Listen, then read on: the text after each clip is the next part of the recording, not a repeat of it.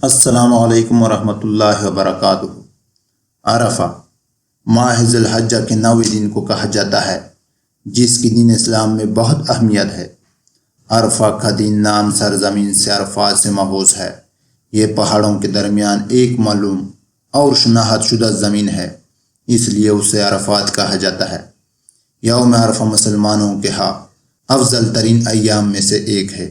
اور احادیث میں اس دن کے حوالے سے مختلف اعمال ذکر ہوئے ہیں، جن میں سے افضل ترین عمل دعا اور استغفار کرنا ہے۔ روایت میں ہے کہ یوم عرفہ اللہ تعالیٰ کی پہچان اور شناخت کا دن ہے،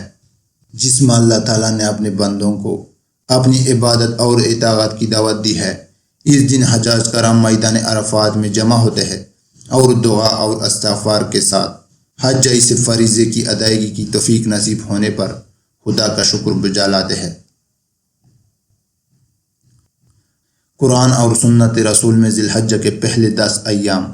اور ان میں بھی یوم عرفہ کی بڑی فضیلت بیان کی گئی ہے، لہٰذا ایک عقل مند انسان کے لیے ضروری ہے کہ ان دنوں کو ضائع نہ کرے اور اپنے لیے آخرت کی زدرہ تیار کرے۔ اس سفر کے لیے سامان جمع کرے جو انتہائی طویل ترین اور مشکل ترین اور سخت ترین ہے۔ ایسا سفر جس پر سب کو جانا ہے، چاہے کوئی اس کی تیاری کرے یا نہ کرے۔ 9 ذی الحجہ کا دن اس اعتبار سے بھی نہایت مبارک ہے کہ اس میں حج کا سب سے بڑا رکن وقوف عرفہ ادا ہوتا ہے، اور اس دن بے شمار لوگوں کی بخشش اور مغفرت کی جاتی ہے، مگر اللہ تعالیٰ نے اس دن کی برکت سے غیر حجیوں کو بھی محروم نہیں فرمایا۔ اس دن روزے کی عظیم الشان فضیلت مقرر کر کے سب کو اس دن کی فضیلت سے اپنی شان کے مطابق مستفید ہونے کا موقع عنایت فرمایا۔ رسول اللہ صلی اللہ علیہ وآلہ وسلم نے ارشاد فرمایا، ایسا کوئی دن نہیں جس میں شیطان اتنا ذلیل و خوار، حقیر اور غیظ سے پور دیکھا گیا ہو جتنا وہ عرفہ کے دن ہوتا ہے، جبکہ وہ اللہ تعالیٰ کی جانب سے نازل ہوتی ہوئی رحمت اور اس کی طرف سے بڑے بڑے گناہوں کی معافی دیکھتا ہے۔ حضرت عائشہ رضی اللہ عنہا سے روایت ہے کہ قریش اور ان کے ہم مذہب لوگ مزدلفہ میں ٹہر کرتے تھے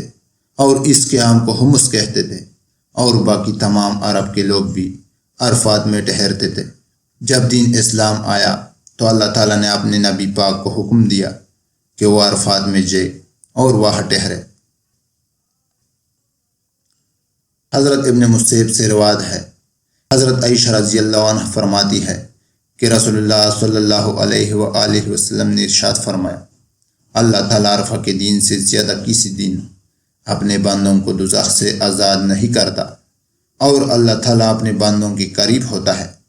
پھر فرشتوں کے سامنے اپنے بندوں پر فخر کرتے ہوئے فرماتا ہے کہ یہ سارے بندے کس ارادے سے آئے ہیں، گویا ان کے دل میں جو ارمان و ارادہ ہو اسے پورا کر دیا جائے گا۔ رسول اللہ صلی اللہ علیہ وآلہ وسلم کے ارشاد گرامی ہے کہ میں اللہ تعالیٰ سے امید رکھتا ہوں کہ عرفہ یعنی 9 ذی الحجہ کا روزہ 1 سال گزشتہ اور 1 سال آئندہ کے صغیرہ گناہوں کا کفارہ ہو جاتا ہے، اس لیے اس ثواب کا حاصل کرنے کی بھی کوشش کرنی چاہیے۔